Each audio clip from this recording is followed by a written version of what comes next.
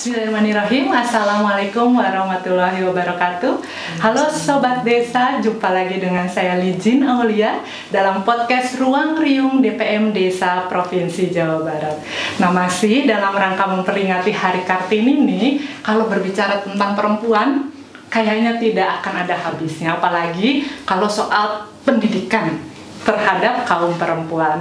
Nah, kalau berbicara dengan pendidikan, terkait dengan pendidikan, kalau merujuk pada konsep dari pendidikan, apa sih pendidikan perempuan dari RA Raden Ajeng Kartini, kita bisa berkaca pada dua hal penting. Yang pertama adalah adanya kesamaan pendidikan antara laki-laki dan perempuan ternyata berpengaruh terhadap kemajuan suatu bangsa, dan pendidikan juga sebagai wujud dari cinta tanah air.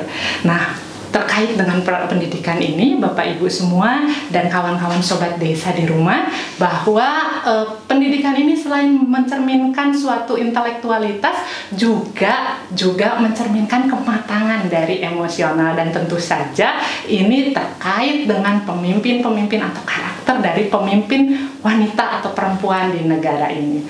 Nah, berbicara tentang pemimpin wanita atau pemberdaya wanita, sudah hadir bersama kita dua orang narasumber yang luar biasa. Terus terang saya grogi, Bu. Grogi ada di sebelah ibu-ibu atau wanita-wanita luar biasa ini.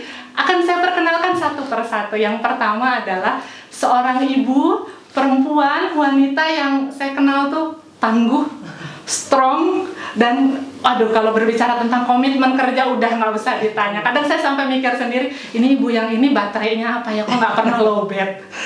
Di sebelah saya sudah ada energizer. Ini boleh ya Bu berbicara merek ya. Nah, kalau kita berbicara tentang satu ibu ini bisa menjadi inspirasi yang sangat menarik bagi kawan Sobat Desa semua. Saya perkenalkan langsung Ibu Lisa Alfianti MKM. Beliau adalah Kabid Kelembagaan KPPM, Kelembagaan dan Pengembangan Partisipasi Masyarakat DPM Desa Provinsi Jawa Barat. Terima kasih Ibu sudah mau hadir. Assalamualaikum Sobat Desa warahmatullahi wabarakatuh. Beliau juga sebagai PPK nih, pejabat pembuat komitmen, artinya ini yang sudah ownernya dari program Patriot Desa, salah satu program unggulan di Provinsi Jawa Barat. Kemudian ada hadir satu lagi narasumber sepertinya yang sudah malang melintang dan melanglang buana melanglang buana kemana-mana nih. Kalau misalnya kita lihat juga beliau sempat dinobatkan sebagai 22 ilmuwan muslim yang paling berpengaruh di dunia. Kemudian juga beliau sekarang diamanahi sebagai anggota Dewan Pengarah BRIN, Badan Riset dan Inovasi Nasional. Beliau adalah Ibu Tri Mumpuni. Terima kasih Ibu. Sama-sama, terima kasih. Assalamualaikum warahmatullahi wabarakatuh Sahabat Desa. Saya bersyukur sekali bisa hadir di sini dengan Ibu Lisa dan Teh Licin. Atur nuhun Ibu. Ini bisa menjadi perbincangan menarik. Mudah-mudahan kita berbincang santai saja Ibu, dan kita coba memperingati Hari Kartini ini dengan diskusi-diskusi yang semoga bisa menjadikan inspirasi bagi Sobat Desa di rumah di sana. Nah, Bu, kalau kita berbicara tentang perjuangan Kartini, pasti berkaitan dengan kemerdekaan negara ini. Nah, kalau kita lihat nih Bu, apakah benar gitu? Sebenarnya sudah sejauh mana sih kemerdekaan yang dirasakan oleh perempuan-perempuan di Indonesia gitu? Apakah wanita di Indonesia itu sudah betul-betul merasakan kemerdekaan gitu? Mungkin dari Bu Kabid dulu, Bu Lisa. Kebiasaan ya saya. Kebiasaan ya sama Bu Kabid. Ya, mangga Ibu, kira-kira pandangan Ibu terkait dengan kemerdekaan perempuan di negara ini itu seperti apa ini? Oke, makasih Mbak. Selamat siang untuk teman-teman Sobat Desa semua. Kalau memang terkait dengan kemerdekaan perempuan, ini kembali ke saya pribadi ya, kemana? Karena memang di area kerja saya sekarang memang saya adalah perempuan satu-satunya di antara pimpinan-pimpinan yang lain. Tapi selama saya menjalani tanggung jawab saya nih sebagai seorang PNS atau seorang ASN, memang tantangan itu pasti ada. Tapi alhamdulillah suara kita, kemudian hak-hak kita sudah didengar. Apakah memang kalau kita coba samakan kemerdekaan pada zaman Kartini dengan sekarang mungkin agak berbeda ya, dunianya agak berbeda karena mereka pada saat itu hak-hak wanita memang tidak diprioritaskan. Tapi saat ini sudah terbuka kesempatan perempuan untuk bisa berkontribusi terhadap keberhasilan satu pembangunan di negara ini. Kemudian banyak juga ya pemimpin-pemimpin wanita seperti di sebelah saya ini, penggerak kader, wah luar biasa. Dan saya juga pribadi memang termasuk salah satu mungkin dari berjuta-juta wanita di sana yang memperjuangkan haknya. Jadi kalau memang kemerdekaan di negara kita, alhamdulillah, kalau saya lihat memang saya sebagai seorang birokrat memang sudah dibukakan jalannya. Walaupun sebetulnya mungkin di luar sana masih ada yang mungkin masih memandang sebelah mata oleh kita. Makanya saya sebagai seorang wanita yang kuat harus bisa membuktikan kalau kita ini memang mampu. Dan memang kita juga nggak kalah dari laki-laki. Tapi jangan lupa, kodrat kita adalah sebagai seorang perempuan, seorang ibu gitu ya. Tidak mungkin kita beraktivitas seperti kepala rumah tangga walaupun kita tahu kalau laki-laki memang dituntut lebih banyak daripada kita. Tapi kita jangan lupa kodrat kita, tapi tetap kita memperjuangkan hak kita. Tapi alhamdulillah kami, saya sendiri pribadi bekerja di lingkungan orang-orang yang mendukung. Insya Allah mudah-mudahan suasana kerja ini bisa membuat kita semangat nih sebagai seorang perempuan yang memang dianggap masih golongan yang lemah ya Mbak ya. Tapi kata Mbak tadi, saya tuh baterainya marak apa ya, nggak tahu nih, saya maraknya marak Allah kali ya. Yang penting saya sehat dan gitu. Saya bekerja sama dengan 2 orang luar biasa seperti sekarang. Mungkin itu pendapat saya. Betul, terima kasih Bu Lisa. Memang kadang Bu Lisa itu mencelok ke sana, besok ada di sini, besok ada di kabupaten ini.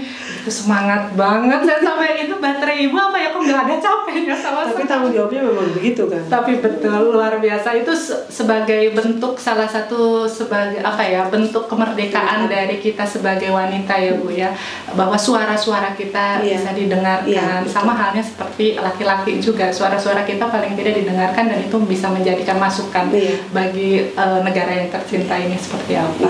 Sekarang ke Bu Puni. Bu Puni, gimana menurut pendapat Ibu terkait dengan kemerdekaan perempuan di negara ini? Saya mau mengulas Kartini dulu.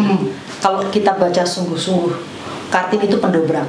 Betul. Ya, itu pertama, dia pendobrak. Jadi semangat itu tetap harus kita warisi sampai detik ini. Setuju. Terus Kartini itu juga mengalami ketidakberdayaan. Kalau kita baca bukunya Pramoedya Anantatur, terus kemudian kita juga beberapa referensi itu ya, bagaimana Belanda itu berusaha membungkam gerakan Kartini yang sangat berdampak luar biasa untuk perempuan. Dan bisa dibayangkan perempuan itu diibaratkan, kalau ada peribahasa yang sangat terkenal ya di dunia ini, dan itu yang ditakuti Belanda waktu itu, the hand that rock the cradle is the hand that lead the world. Jadi tangan yang menggoyang gitu ya, itu kan bayi itu ya, di cradle gitu, digoyang, itu yang menguasai dunia. Makanya Belanda tahu banget kalau Kartini dibiarkan terus menerus, ini cepat banget Indonesia akan merdeka, karena kan banyak sekali perempuan-perempuan hebat akan muncul. Makanya dia dipaksa dinikahkan ya dalam usia yang sangat muda melalui bapaknya. Dan itu kisahnya menyedihkan sekali. Akhirnya dia menjadi tidak berdaya. Oke, intinya apa? Kita tetap harus belajar sejarah dari situ ya. Saya pikir masih relevan untuk kondisi sekarang. Jadi saya bangga terus terang melihat Bu Lisa sebagai ASN bahwa I can achieve what I want gitu ya. Harus begitu, dengan integritas yang tinggi, dan kita jangan pernah merasa bahwa stereotyping di luar itu mengganggu kehidupan kita. Seperti apa sih? Saya ingat saya dibesarkan dengan kultur Jawa, ada istilah perempuan itu ibarat ya, dianalogikan dengan kasur, sumur, ya, dapur. It's true, memang ya kita masih ngurus itu hal-hal yang domestik. Tapi begitu kita sudah di luar dari konteks ya, perempuan yang aktif di domestik, kita harus ingat bahwa kita bisa berjuang dimanapun. Kalau saya ditakdirkan dengan Bu Lisa berjuang di luar ya urusan domestik, kita punya asisten yang sering disebut sekarang sebagai PRT, pembantu rumah tangga, yang bisa mengerjakan urusan-urusan di rumah gitu ya, urusan di dapur dan di sumur. Kalau kasur itu ranah pribadi gitu ya. Oke, ini harus ditegaskan juga gitu. Nah, hal-hal seperti ini saya pikir kalau melihat konteks Indonesia, saya sepakat dengan Bu Lisa. Perempuan yang bisa mendapatkan jabatan itu harusnya ya fight seperti biasa. Saya paling nggak suka kalau ada perempuan, oh ini kuotanya harus perempuan, atau ada afirmasi policy gitu ya, yang membuat perempuan harus diberi space. No, kita berjuangnya sama. Yang membuat kita berbeda dengan laki-laki itu nggak bisa hamil, nggak bisa melahirkan, nggak bisa menyusui. That's it. Selain itu, kita di ranah perjuangan yang sama, level playing field kita itu dengan laki-laki sama gitu. Itu yang harus diingat oleh perempuan Indonesia, jangan merengek-rengek dan sebagainya. Dan kalau bicara sudah sejauh apa kemerdekaan itu dinikmati, saya harus melihat dari secara nasional ya, kita harus melihat memang tidak semua wanita seberuntung Bu Lisa dan saya, betul ya, yang bisa berkiprah, suami mendukung, terus kemudian mendapat privilege macam-macam gitu. Oleh karena itu posisi saya dan Bu Lisa itu harus mampu menyuarakan perempuan yang belum seberuntung kita. Itu yang selalu suarakan di mana-mana. Saya ingat dulu Perdana Menteri itu yang Brundtland itu mengatakan bahwa kalau kamu sebagai perempuan hebat, tolong suarakan perempuan-perempuan yang tidak hebat. Ini yang kita lakukan. Jadi kalau Bu Lisa bicara sampai ke mana, ke desa-desa dan sebagainya untuk memperkuat perempuan dengan segala macam aktivitasnya, yang saya lakukan pun sama. Kita datang ke desa melihat bahwa ini nggak ada air bersih. Kenapa di Sumba air bersih itu ya memakan waktu 1 sampai 2 jam, harus perempuan yang mengerjakan. Jadi turun ke lembah sedemikian rupa, karena dulu kan secara konsep kan mereka memang tinggalnya di atas ya karena perang suku. Jadi mereka selalu mengalir di atas, juga sumber air itu jauh di bawah. Itu saya pernah alami sendiri, turun sampai naik itu bisa sampai 2 jam. Begitu susah dan selalu perempuan yang mengerjakan. Apa hal yang terbaik yang bisa kita lakukan? Kita bikinlah pembangkit air bersih itu ya, dengan pembangkit listrik fotovoltaik, sehingga kita menghadirkan air itu tepat di depan rumah, walaupun dengan public hydrant, tapi membuat perempuan hanya berapa langkah sudah mendapatkan itu. Nah sebetulnya perempuan-perempuan ini untuk semuanya ya, yang memiliki posisi mampu membuat policy, peraturan, kebijakan, atau mampu berbuat sesuatu by all means gitu, itu harus berpikir bahwa yang kita lakukan harus menolong perempuan-perempuan yang belum seberuntung kita. Untuk penutupnya saya ambil contoh di Aceh, waktu kita membangun listrik tahun 2008, saya kaget setengah mati melihat ibu-ibu habis melahirkan, mungkin masa nifasnya belum selesai ya, dia membawa mikul itu ditaruh kepalanya, itu baju kotor yang banyak di sungai dia mencuci. Saya datangin, kenapa ibu? Ibu kan baru melahirkan, saya tahu persis gitu. Enggak lah Bu, ini sudah kodrat kita kan? No, bukan kodrat, saya bilang gitu. Ini Bu, ya ibu itu belum sehat benar, kenapa? Ya memang ini kerjaan perempuan. Saya langsung bilang sama insinyur saya yang kebetulan juga sedang di situ untuk membuat pembangkit listrik. Saya bilang, besok istrimu, kebetulan dia istrinya ikut, istrimu ke pasar belanja, kamu besok nyuci baju. Harus dikasih contoh gitu Bu, itu tuh masalah kultur kan ini. Jadi kultur itu juga stereotyping yang dibebankan pada perempuan gitu. Terus dia nyuci, bener, wah heboh lah satu kampung di desa itu. Kok bapak kan udah insinyur gitu ya, sekolahnya kok masih nyuci? Istri saya belanja dan harus memasak untuk saya. Jadi beban yang lain kita bagi. Suami istri tidak saling ini, harus saling menguatkan. Kita harus setara ya, tidak hanya setia tapi setara juga kan, laki-laki harusnya begitu. Sehingga disitulah ada perubahan stigmasi yang harus dibebankan kepada perempuan. Jadi itu fungsi kita sebagai orang-orang yang beruntung sebagai perempuan. Saya kira itu. Betul, setuju betul Bu, karena memang apa ya, kadang-kadang hal-hal yang seperti itu jadi itu mah tugas perempuan, laki-laki mah cukup kerja di kantor gitu. Kadang masih ada saja yang berpikiran seperti itu. Tapi betul kata Ibu, bukan hanya setia, tapi juga harus setara gitu ya, untuk membangun sebuah rumah tangga ya, jadi saling ya Bu ya. Betul. Hatur nuhun Ibu. Nah, tadi berbicara tentang perempuan yang belum berdaya. Kemudian kita nih Bu di sini contoh dari Bu Lisa, kemudian Bu Puni yang menyuarakan suara-suara perempuan yang belum berdaya itu. Nah sebetulnya ciri-ciri perempuan yang sudah berdaya ya, yang sudah berdaya itu seperti apa Bu sebetulnya menurut pandangan Ibu nih, sehingga bisa menjadi inspirasi. Oh ya, kalau saya mau jadi perempuan berdaya paling tidak saya harus apa gitu kira-kira. Mungkin dari Bu Puni dulu, mungkin dari baik. Kalau saya sederhana melihatnya, perempuan berdaya itu adalah dia mampu menjadi dirinya sendiri, tidak bisa ditekan oleh situasi apapun, ya. Lebih advance-nya lagi, itu mandiri secara finansial, jadi tidak merepotkan keluarga maupun suami gitu ya. Tapi yang lebih penting adalah dia bisa menjadi perempuan yang membesarkan anak-anaknya, tapi juga punya potensi dalam dirinya yang bisa dia kalau bahasa yang pas itu apa Bu? Jadi aktualisasi dirinya itu bisa dia jalankan. Jadi dia mendapatkan semuanya dan dia tahu persis bagaimana memerankan dirinya pada saat di domestik maupun di luar rumah. Itulah perempuan yang berdaya, tidak ditekan oleh siapapun dan mampu menjadi dirinya sendiri. Nah, menurut Bu Lisa nih, dari sisi ASN gitu kan sekarang banyak sekali ya Bu ya ASN perempuan. Nah, kira-kira Bu gimana perempuan yang berdaya itu yang seperti apa menurut pandangan itu? Nyambung dari buku nih. Sebetulnya kita balik ke kehidupan kita, sebetulnya seorang perempuan yang berdaya itu yang bisa menyuarakan sebetulnya, menyuarakan haknya. Dan kita harus bisa memastikan bahwa kita ini memang berpotensi untuk bisa menyuarakan. Jadi yang tadi saya sambung dari pembicaraan buku sebelumnya, bahwa memang banyak perempuan di sana yang tidak bisa menyuarakan karena memang dia tidak bisa menempatkan sebetulnya posisi bargaining dia ada di mana. Karena kalau kita ingin didengar, berarti kita harus bisa membuktikan bahwa kita ini memang ada sesuatu yang bisa kita berikan gitu pada apapun eventnya gitu ya, apapun situasi seperti apa. Karena seperti ini, seperti satu keluarga nih Mbak ya, kita kan mengambil keputusan nih ya, gitu ya. Nih kita mau pergi kemana nih? Kayak buka bersama aja ya Bu ya. Nih Mah mau buka bersama di mana ya?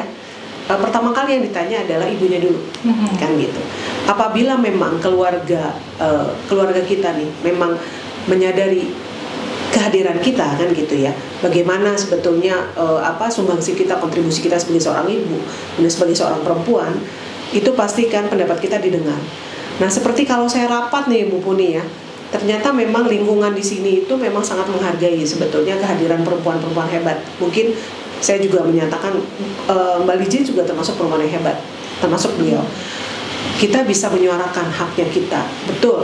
Bagaimana kita membesarkan anak menjadi anak-anak yang soleh. Biasa kan ditanya ya, siapa ibunya dulu ya Bu ya, siapa bapaknya ya, bukan bapaknya ya, siapa ibunya. Itu kan menjadi satu stereotip buat kita. Sebetulnya fungsi seorang perempuan itu sangat strategis ya. Jadi kalau saya pribadi sebetulnya untuk bisa kita diberdayakan ya kita harus bisa pastikan bahwa memang orang-orang di sana itu memastikan kita itu bisa memberikan kontribusi yang besar walaupun dengan berbagai keterbatasan ya. Tapi keterbatasan itu sekarang kan bukan alasan. Orang dulu tabu buat perempuan untuk bisa nyupir ya Bu ya, untuk bisa sekarang semua orang bisa, perempuan bisa. Kemudian juga kerja malam, pulang malam juga sekarang menjadi bukan tabu buat perempuan, tapi tetap safety is the first. Jadi kita berdaya tapi bukan berarti kita menentukan segalanya, karena kita tetap seorang manusia yang kodratnya membutuhkan orang lain gitu ya. Tapi ya kita harus bisa memastikan bahwa kita ini memang memiliki manfaat sebetulnya buat orang lain. Gitu aja kali Bu. Ya. Saya mau nambahin dikit ya. Karena mungkin takdir saya 30 tahun untuk keliling di pelosok-pelosok Indonesia gitu. Saya sampai detik ini masih sedih dengan perempuan Sumba. Yang tadi ya Bu. Saya melihat anak kecil gitu ya, tapi ini kejadian sudah beberapa tahun yang lalu gitu. Anak kecil yang cantik mau lulus SD. Saya kan suka sekali kalau ada yang agak kelihatan lain itu saya ambil, saya bawa, entah saya bawa ke rumah ibu saya atau saya bawa ke rumah saya sendiri untuk saya sekolahkan bahwa kamu harus jadi orang gitu, harus jadi orang. Nanti ada sih yang terus jadi orang, kita kembalikan ke daerahnya dan kamu harus membangun desamu. Itu kejadian benar ada. Waktu itu saya melihat perempuan cantik gitu, itu saya ambil ya nanti, saya bilang gitu kan. Oh nggak bisa Ibu, ada laki-laki di sebelah saya umurnya udah 45 tahun atau 55 itu nanti akan jadi istri kelima saya.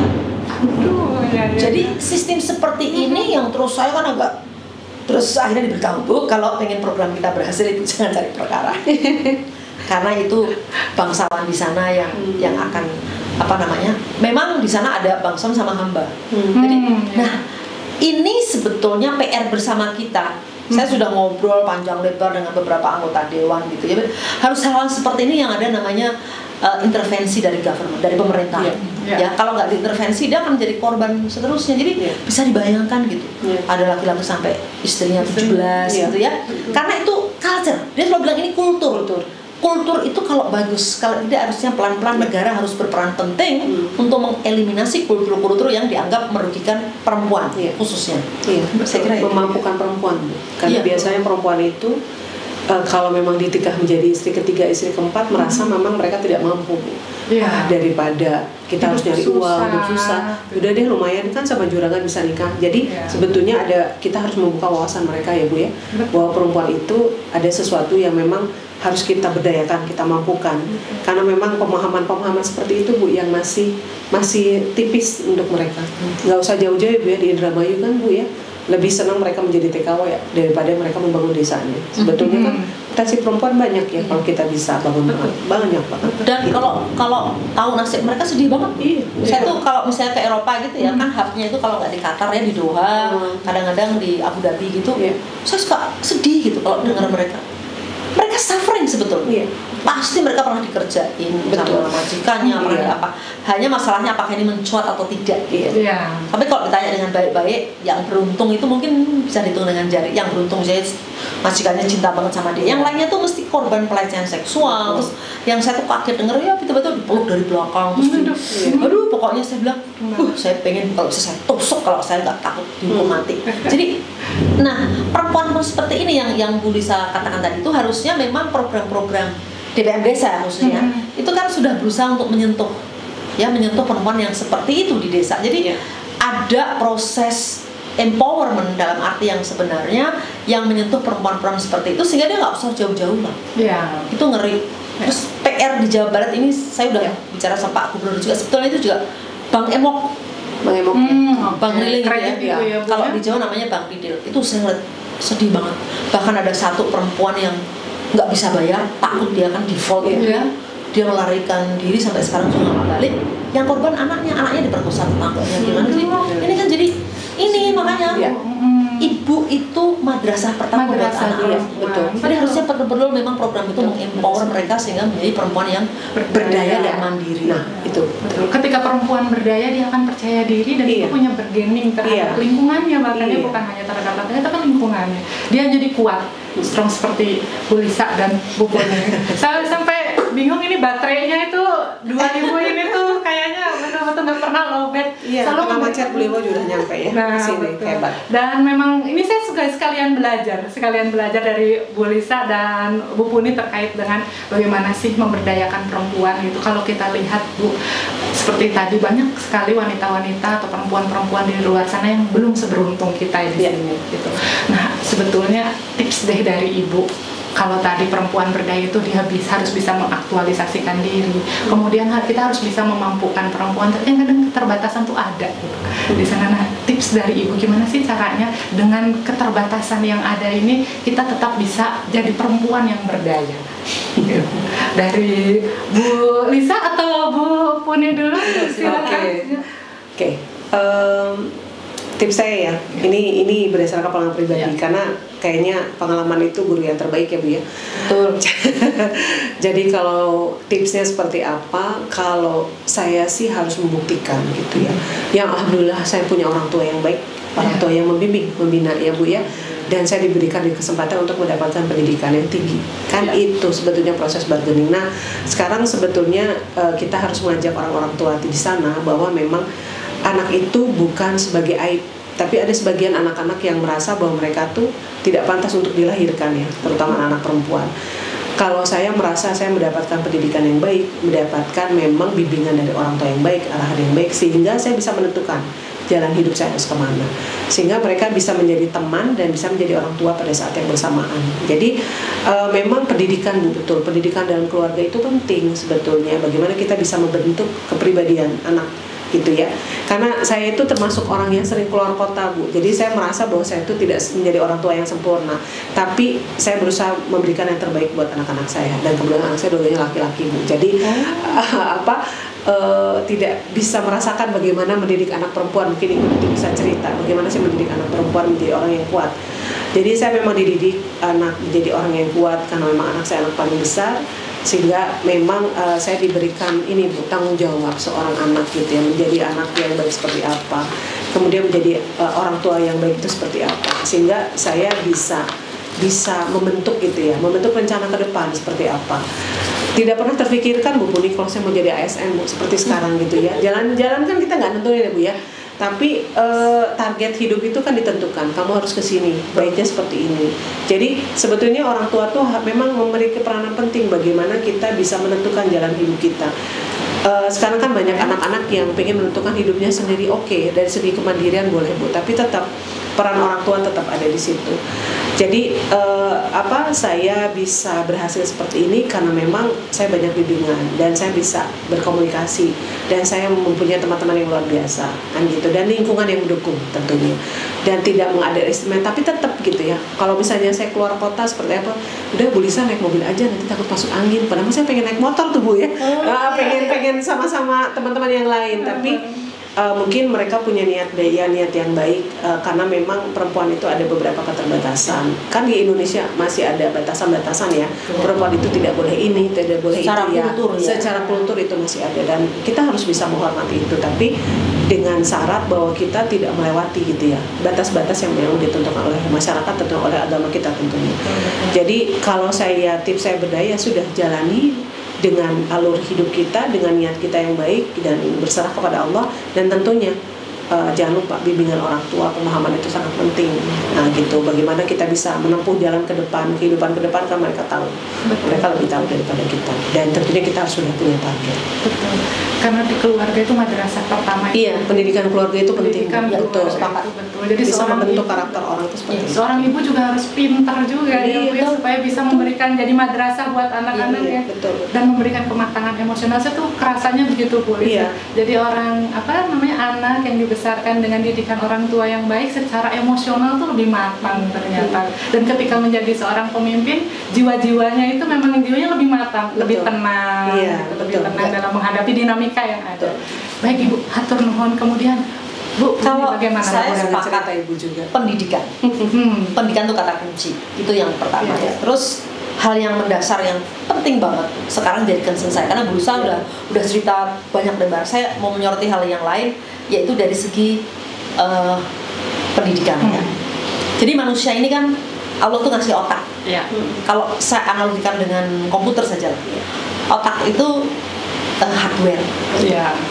Terus kalau apa yang dari hati kita, ya, kolbu kita, empati kita, itu seperti operating system, OS kalau di komputer.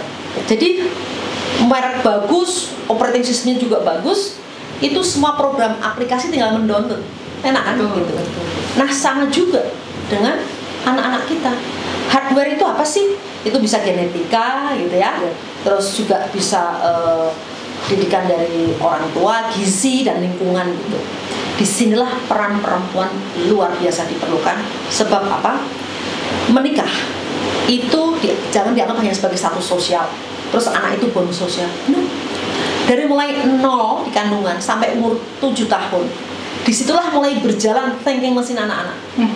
Itu harus dihandle dengan benar. Jadi jangan dibentak-bentak, terus kalau kita berebut sama suami jangan di depan anak-anak, karena itu fase mereka thinking mesin berjalan bagus itu dia harus merekam yang bagus-bagus. Copying ya, copying mesin ya Bu ya. Copying. Ya, kita bilangnya thinking mesin, copying itu semua ada di situ. Itu makanya dibilang fase keemasan, jangan sampai rusak. Nah, saya sering sedih melihat gitu ya, perempuan memperlakukan anaknya gitu kasar sekali, masih kecil. Kamu itu ngertiin mama nggak sih gitu. Logikanya seorang ibu muda umur 30 tahun, anaknya baru umur 3 tahun. Harusnya yang bisa memahami. Itu kan yang umur 30 tahun terhadap anak yang umur 3 tahun. Bukan sebaliknya, anak umur 3 tahun disuruh paham, kamu bisa ngertiin mama nggak sih? Nanti kamu tak tinggal loh di sini. Itu akan betul-betul merusak sistem thinking anak itu, dan membuat si anak-anak ini terus punya life threat. Ya, jebakan masa lalu yang kurang bagus, sehingga saya nggak heran sekarang di Senayan itu banyak yang aneh-aneh itu karena itu. Ya. Jadi sayangnya pendidikan untuk orang tua itu nggak ada. Makanya sebagai ibu saya senang banget di Patriot Desa itu yang kita siapkan bener-bener itu 5 level empati dalam pelatihan anak-anak itu. Karena apa?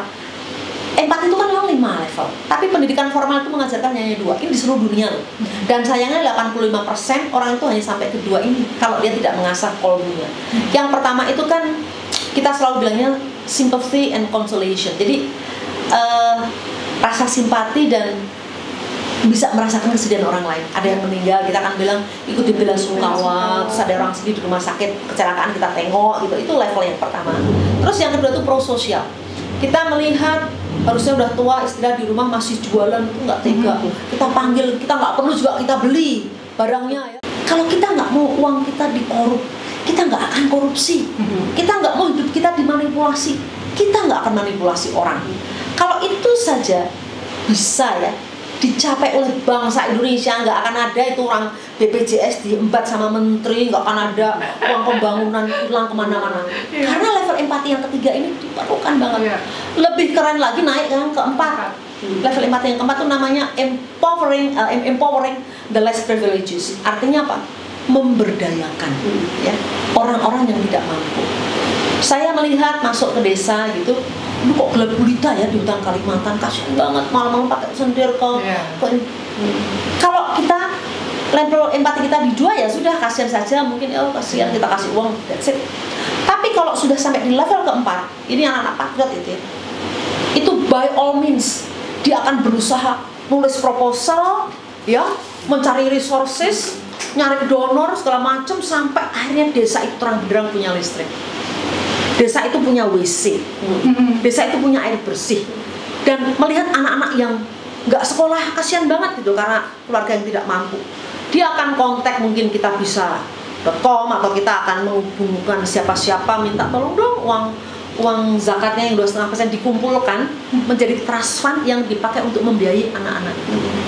Ini empati yang keempat. Dia sudah betul-betul kalbunya udah tergoda banget, dia nggak bisa melihat itu dan dia harus merubah hidup itu. Dan ini orang tua sering bilang, Pak kasihan Pak ada pemulung, ya kasih uang. Tapi yang lebih bagus lagi nanti kamu sekolah yang benar ya, jadi orang hebat, mampu ngambil kebijakan sehingga orang-orang seperti itu nggak akan ada lagi di negara kita. Betul kan? Betul. Yang kelima ini yang berat tapi harusnya menjadi tujuan sebuah negara ya, itu democratization in all living aspect. Jadi demokratisasi dalam semua aspek kehidupan manusia. Artinya apa? Artinya yang namanya resources itu bisa diakses oleh siapapun, tidak hanya dimiliki oleh berapa gelintir golongan. Kenapa? Tanah yang sekian juta hektar hanya dimiliki oleh sekelompok. Itu sudah nggak demokratis. Demokrasi ekonomi adalah bagaimana memberi peluang yang sama kepada semua warga negara, every single human being ya, setiap manusia, untuk mempunyai akses yang sama terhadap resources, untuk punya kehidupan yang lebih baik. Dia punya akses terhadap informasi, terhadap finansial, pendidikan, dan apapun. Dan kita masih berjuang untuk mencapai level 5 dari empati. Nah, ini yang kita ajarkan kepada anak-anak, sehingga one day kita nggak pernah tahu dari sekian ribu yang kita latih itu, nanti kita nggak pernah tahu ya, dia akan menduduki sesuatu, dia akan ingat, at least ingat bahwa dalam sepanjang sejarah kehidupanku tuh ada 5 empati yang harusnya sebagai manusia yang penuh keberkahan gitu, ingin menjadi rahmatan lil alamin, harusnya aku bisa menerapkan 5 empati.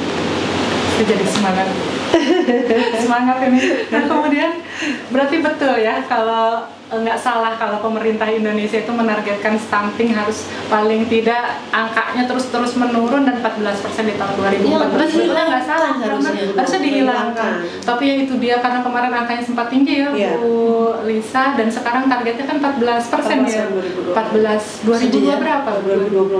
2024, dan itu sebenarnya angkanya masih besar juga ya Bu ya, untuk di level berapa juta kan? Berapa juta? Ya bayinya berapa? Misalnya 10% itu parah banget. Betul, saya tuh masih kadang dulu waktu tugas di Indonesia Timur juga begitu Bu, masih aja menemukan anak yang stunting tapi ibunya masih malu menginformasikan bahwa anaknya itu stunting. Gengsi, karena padahal itu sebetulnya masa depan keluarganya, masa depan kita semua gitu, ada di anak-anak itu. Di Papua masih banyak. Nah, betul. Itu suka membuat saya marahnya gini, Papua itu kemauan kaya loh. Freeport itu berapa triliun dihasilkan dari situ, tapi masih ada stunting. Itu kedurhakaan menurut saya ya, dari sistem pengelolaan negara kita. Betul. Saya katakan terus terang kepada siapapun, dan saya Itu yang harus mulai latihan lah. Betul. Saya sekarang berada di dalam sistem, justru membuat saya harus bicara lebih kencang. Kan orang kalau udah sistem misalnya, oh nanti posisinya gimana? Posisi itu Allah. Betul. Semua kita dalam posisi seperti itu Allah. Justru malah semakin kita diberi amanah, harus semakin kencang menyuarakan. Tapi hal yang benar, valid dengan data. Dan saya I see with my own eyes. Stunting itu ada, orang miskin itu parah. Suka sedih saya turun dari pesawat gitu ya. Kan kita ada charter helikopter gitu keliling gitu, terus ngelihat penduduk asli situ yang harusnya mereka makmur, dibagi aja deh, dibagilah rata, nggak usah pakai program apa pasti mereka nggak akan sengsara seperti itu. Terus sekali lagi kembali kepada itu tadi, level of empati nggak ada. Betul. Dan sebenarnya program-program di DPM Desa sendiri seperti program Patriot Desa, kemudian ada Posyandu Juara di bawah kepemimpinan Bu Lisa nih, itu juga sebetulnya sudah mendukung bagaimana caranya nih dinas ini melakukan bentuk-bentuk pemberdayaan masyarakat melalui program-program. Ini harusnya di-share ke provinsi lain. Makanya saya selalu bilang kan, kemarin kan kebetulan ketemu Bu dengan 7 gubernur di panel itu, saya bilang harusnya kita ini nggak usah malu-malu gitu loh. Provinsi yang bagus itu apa salahnya sih di copy best practice-nya, nggak usah inventing the wheel gitu loh. Apa yang bagus dikerjakan ya, tapi semua kembali kepada politik. Sistem politik kita itu masih kurang bagus kalau menurut saya, sehingga hal-hal yang bagus itu gengsi gitu. Belas saya 1/5 persoalan Indonesia itu selesai kalau Jawa Barat selesai. Iya, karena penduduk kita kan 1/5 penduduk Republik itu ada di Jawa Barat. Jawa Barat selesai, 1/5 problem di Indonesia selesai. Betul. Itu saja. Makanya Pak RK selalu tagline Jabar Juara itu ya Bu ya. Betul, Jabar Juara. Jadi memang banyak sekali hal-hal menarik dan bisa dijadikan referensi mungkin bagi provinsi lain, program-program pemberdayaan masyarakat, terutama nih perempuan nih terkait dengan program Posyandu Juara, bahkan program Patriot Desa juga UMKM itu banyaknya ibu-ibu juga gitu. Memberdayakan ibu-ibu di sana, bagaimana bisa meningkatkan kualitas sebuah produk gitu menjadi lebih menarik dan secara pemasaran juga jadi lebih baik. Dan pemimpin yang baik itu harusnya ya kita dengan jujur mengakui. Bukan karena terus kita berada di Jawa Barat, Bu, bukan karena terus kita melaksanakan program bersama-sama, tapi pernah dan banyak yang tanya, kenapa di tempat lain nggak ada? Betul. Kan kekuatannya bukan hanya di program, sebetulnya kekuatannya juga di masyarakat. Betul. Bagaimana bisa menumbuhkan sebetulnya kebutuhan menjadi kebutuhan bersama. Karena program pemerintah ya Bu ya, kita masukkan ke mereka, apabila mereka tidak menyadari kebutuhan mereka, akan sulit sebetulnya pemerintah juga. Kan banyak sekali program kita yang tidak berhasil juga ya Bu ya. Betul. Jadi memang kita harus tumbuhkan. Mungkin di situ Bu kuncinya kenapa program Patriot Desa yang kita jalankan ini berhasil. Kita nggak datangin uang ya. Kita kan investasiin sana ya Bu ya. Investasi kepada intellectual capacity di desa dengan dihadirkan anak itu. Dan jadi mengubah alhamdulillah, mindset. Betul. Alhamdulillah anak-anak yang kita tempatkan sekarang sudah bergerak ke arah yang positif. Dan rata-rata status desa yang sekarang kita tempatkan, Bu, desa tertinggal sudah mulai bergerak ke arah yang lebih baik. Dan mudah-mudahan kita zero desa tertinggal Bu ya tahun 2020. Betul. Dan saya bangga banget loh Bu dari yang, maaf ya, saya dulu kan sering keliling Jawa Barat. Karena Jawa Barat itu potensi hidronya luar biasa gitu ya. Saya lihat desa yang dulunya kapan ini bisa baik gitu ya. Pas ada anak Patriot, saya surprise banget dikirimin foto-fotonya. Oh, kamu bisa bikin produk ini gitu loh. Sampai yang namanya Menteri Lingkungan saja Noel gitu loh. Oke banget ya. program ini. Itulah memang apa ya Bu ya, menciptakan calon-calon pemimpin masa depan itu kan berproses ya Bu ya, dan mereka menjalani betul-betul kematangan secara emosional, termasuk intelektualitas. Itu seleksi alam. Betul. Dan memang betul-betul mereka menemukan masalah, kendala yang bisa membuat mereka tuh jadi lebih matang sebagai seorang pemimpin nanti ke depan. Dan saya katakan itu pisau bermata dua Bu. Di satu sisi masyarakat Jabar tuh merasa gitu ya. Negara hadir, karena Emil hadir di desaku melalui anak Patriot. Tapi buat si pribadi anak Patriot sendiri, kelak suatu saat kita nggak pernah tahu dia ya, mungkin karena rahmat Allah jadi anggota dewan atau jadi pemimpin, gubernur, bupati, kita nggak tahu. Dia akan berpikir bahwa dalam perjalanan hidupku aku pernah berada di ground zero. Sehingga kalau bikin kebijakan dia akan tetap consider dalam ini dia, ingatan dia. Betul. Dan akhirnya berpihaknya pada rakyat gitu, karena dia merasakan bagaimana kehidupan rakyat mulai dari yang terbawah gitu dia merasakan, sehingga empatinya tadi yang ibu bilang muncul. Nah Bu, kembali lagi nih Bu, berbicara tentang stereotip tadi yang disampaikan Bu Lisa dan Bu Puni, kita itu kan kadang perempuan tuh merasa masih aja mendapatkan stereotip itu. Ini mampu apa enggak ya kalau saya jadikan pemimpin, ini mampu enggak ya apa dia jadi ketua tim gitu ya Bu. Nah kira-kira Bu, gimana sih caranya supaya kita bisa meminimalisir itu Bu? Stereotip kayak gitu. Di mana-mana kan memang selalu aja ada seperti itu. Kayaknya kalau perempuan mah nggak mampu nih, nggak sanggup nih untuk menanggung beban ini gitu. Nah kira-kira bagaimana Bu? Ya supaya meminimalisir, supaya kita bisa membuktikan bahwa kita bisa. Mbak, kalau saya percaya ya, seeing is believing gitu. Jadi orang itu harus diberi contoh yang konkret dengan tindakan.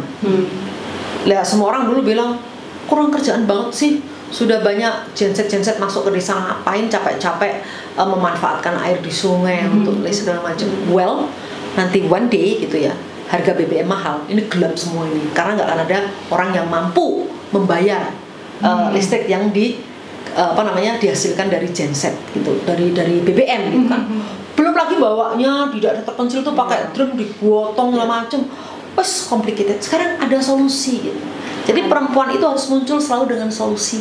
Karena kita dikasih Allah itu Bu ya, keistimewaan yang luar biasa. Jadi kenapa? Ini malah ada yang namanya sambungan otak kiri sama otak kanan itu, aku kok lupa namanya, corpus something lah ya. Saya lupa banget. Itu kita 30% lebih panjang dari laki-laki. Sehingga membuat kita itu multitasking, bisa pasti bisa juga gitu deh. Saya lagi rapat penting tiba-tiba ingat, ini belum ada menu untuk nanti malam. Tiba-tiba ngambil, kita WA Mbak, tolong Mbak ya jangan lupa nanti yang di kulkas tolong dimasak ini, siapin ini, mungkin aku datangnya telat. Padahal lagi rapat ya Bu? Lagi rapat. Jadi otak itu bisa gesernya itu gampang banget gitu ya, cepat loncat. Pindah-pindah. Jadi pindah-pindah. Nah, itu yang membuat kadang-kadang laki-laki itu suka underestimate kita, karena laki-laki kan otak kirinya lebih kuat. Jadi terstruktur banget. Sehingga menjadi rigid, kadang-kadang susah kalau harus punya fleksibilitas kayak kita. Padahal dalam dunia kehidupan yang nyata itu sesuatu itu nggak ada yang ini Bu, nggak ada yang fix. Kita berhubungan dengan manusia, ya, human being itu suatu hal yang bisa berubah-ubah gitu, banyak komponen yang mempengaruhi gitu. Karena otak kanan kita lebih jalan, itulah yang membuat kita harus mampu menunjukkan, hey, aku multitasking loh, aku bisa mengerjakan semuanya. Nanti laki-laki pelan-pelan akan mengakui. Itu perlu waktu, tapi kita harus membuktikan. Betul, menjadi contoh ya. Dan akhirnya ke belakang itu kredibilitas kita itu udah ketahui, ini ketika pelan-pelan terbentuk dari situ ya. Dan cukup lama saya waktu masuk ke namanya ada Masyarakat Ketenagalistrikan Indonesia di awal tahun 2000. Saya satu-satunya perempuan. Jadi saya merasa bahagia kadang-kadang kalau kita bisa membawa diri kita, menunjukkan kita mampu dengan cara action ya, konkret action, bukan omdo gitu. Terus mereka akhirnya juga terbuka matanya. Yang saya paling takutkan justru perempuan sama perempuan. Kalau dia udah bicara jealousy, gosip segala macam ini, ini kacau. Bisa menghancurkan negara itu gosip perempuan. Untung kita di kantor gak pernah bergosip ya. Belum ada waktu sama. Kalau tips dari saya sih itu beliau menyampaikan memang betul. Jadi kalau tips dari saya untuk menjadi orang yang berdaya, wanita yang berdaya, memang harus membuktikan Bu, kalau kita bisa sebetulnya. Walaupun dengan keterbatasan menurut dunia yang di luar, tapi sudah banyak yang bisa kita hasilkan. Ya, jadi kalau saya sih orangnya memang buktikan saja bahwa kita memang bisa, dan orang-orang yang meremehkan itu kan akan diam setelah kita buktikan. Betul Bu, multitasking Bu. Kita tuh ajaib Bu, perempuan itu segala bisa. Sampai rumah bukannya tidur, kalau putar ya, bapak-bapak kalau tidur dia masih pegang HP, masih duduk. Kalau kita pulang ke rumah, udah makan Dek, udah masak apa? Betul kata Ibu. Jadi otak kita tuh memang dihasilkan dengan kecerdasan alami kalau saya bilang, dengan memang berbanyak tugas, dan memang kita tuh adalah salah satu manusia yang kuat kalau perempuan. Itu karena korpus kolosumnya gitu ya, itu lebih panjang. Itu ya, otak kiri sama otak kanan tuh lebih panjang 30%. Mungkin baterai saya lebih bagus dari situ kali ya. Dari situ mungkin ya Bu ya, karena semangat itu karena tanggung jawab, merasa tanggung jawab. Karena memang banyak banget yang harus kita lakukan menjadi seorang perempuan. Nah, itu sebetulnya sudah bukti bahwa kita tuh memang berdaya tanpa kita sadar sendiri gitu. Tanpa kita sadar. Kadang sambil masak, terima telepon, tentang apa, konsultasi apa gitu ya. Terus WA belum awet, di depan lagi laptop.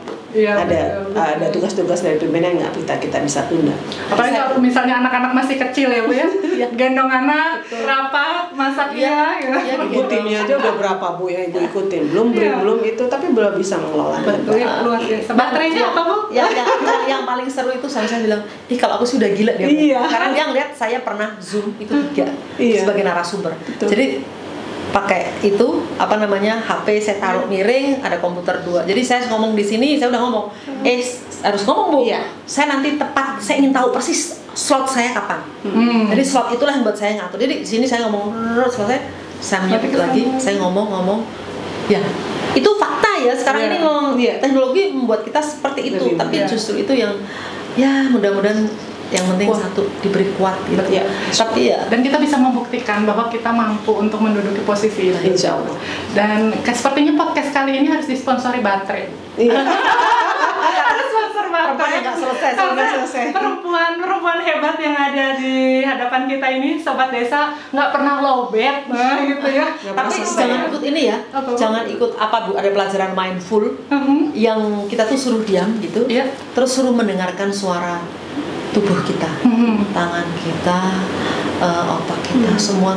Saya langsung bilang, enggak, udah capek duluan. Karena kadang-kadang otak kita ini kan kerja terus. Itu membuat tubuh kita tuh tidak pernah merasakan bahwa ada yang lelah. Tapi jadi perlu Bu mindful sekali-sekali gitu. Betul, jadi kayak merefleksikan kembali tubuh-tubuh kita tuh sebetulnya butuh apa. Kadang kita jadi lupa istirahat. Jadi kaki. Kepala di kaki di kepala ya Bu ya. Kalau kita duduk di rumah juga ada. Kita juga ke Bukabit Bu, besok libur ada kegiatan ya, besok saya kesini. Jadi doain sehat ya Mbak, gitu aja Bu. Libur loh Bu besok. Kan kalau pas sehat aja. Saya lagi di sini. Lagi Pangandaran, lagi di ini. Kadang yang ini baterainya apa gitu, kalau mau rahasianya tuh dibagi-bagi baterainya apa. Ikhlas kali ya. Yang penting ikhlas, bahagia dan makan sehat. Dan ketika kita sudah orientasinya ini untuk kepentingan masyarakat, ini untuk kepentingan rakyat, kayaknya tuh nggak ada lelahnya di sana tuh sampai ikhlasnya tuh sampai sejauh itu. Ibu, karena kita terbatas waktu nih Bu, closing statement deh Bu dari perempuan-perempuan hebat yang bisa menjadi inspirasi bagi Sobat Desa. Dari Ibu Lisa dulu. Oke.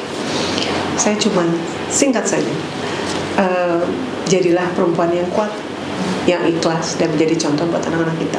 Karena memang apa yang kita perbuat itu memang kembalinya kepada Allah. Kita cari pahala, cari ibadah, dan saya juga doakan untuk semua perempuan-perempuan di Jawa Barat ya, jadi perempuan yang kuat dan bisa memperjuangkan hak-haknya. Be strong, perempuan-perempuan Jawa Barat. Nuhun. Saya lebih singkat. Hidup itu hanya sekali, hiduplah yang berarti. Saya tuh jadi ingin cepat-cepat pulang terus meluk ibu saya.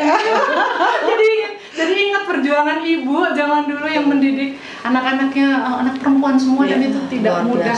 Gitu. Ibu saya anaknya 8 masih jadi pekerja sosial, masih orang buta huruf bisa baca dan sebagainya. Bahkan kadang ada yang meme itu, satu orang ibu membesarkan 12 anak sanggup, tapi 12 anak untuk mengurus anak satu ibu itu belum tentu gitu. Dan mendidik satu perempuan itu mendidik satu generasi. Jadi kalau mendidik satu pria itu mendidik satu orang manusia. Berarti betul istilah Raden Ajeng Kartini dalam konsep pendidikan bahwa pendidikan itu merupakan bentuk cinta terhadap negara. Betul. Baik, Akang, Teteh, Bapak, Ibu, dan Sobat Desa dimanapun Anda berada, sekian bincang-bincang kami dengan Bu Puni, dengan Bu Kabit yang inspiratif sekali. Dan saya sebetulnya ini ingin cepet-cepet jadi kayak, aduh ibu saya ada nggak ya, saya peluk deh, kemudian saya bilang terima kasih kepada ibu saya, tapi saya tutup, sebelum ditutup ada quotes, mungkin kata-kata yang saya dapatkan nih, saya searching apa ya kira-kira yang pas yang bisa kita jadikan penutup untuk podcast kali ini dari Raden Ajeng Kartini. Dan siapakah yang dapat berusaha memajukan kecerdasan budi itu? Siapakah yang bisa mempertinggi budi manusia? Ialah wanita, ibu. Karena haribaan ibulah manusia mendapatkan didikannya yang mula-mula sekali. Sekian podcast dari kami, Bapak Ibu dan Sobat Desa dimanapun Anda berada. Semoga bisa memberikan inspirasi berharga bagi Sobat Desa di rumah. Terima kasih. Akhir kata kami mengucapkan wassalamualaikum warahmatullahi wabarakatuh. Assalamualaikum.